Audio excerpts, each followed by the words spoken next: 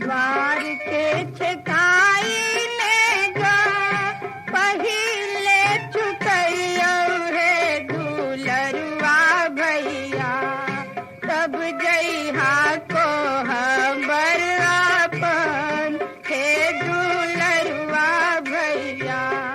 ससुर के कमाई देलहा बहिनी के दिया हे दुलरुआ भैया, तब जइहा को हबर अपन हे दुलरुआ भैया।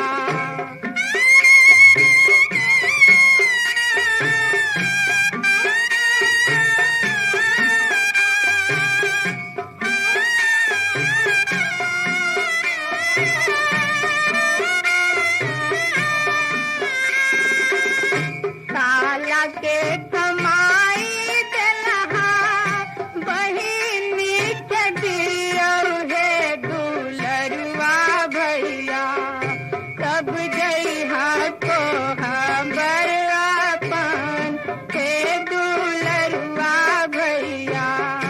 बहुत दिना से हम असरा लगलिए हे दुलरुआ भैया, आज असरा दियो ना पुराय हे दुलरुआ भैया।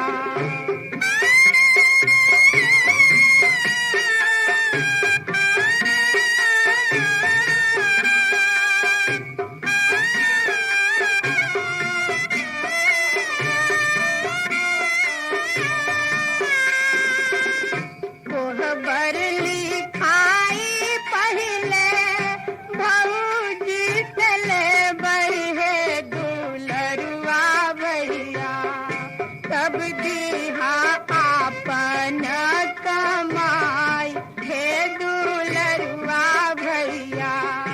रखियो के खुशिया हम आज मनैबै हे दुलरुआ भैया, तब जइहा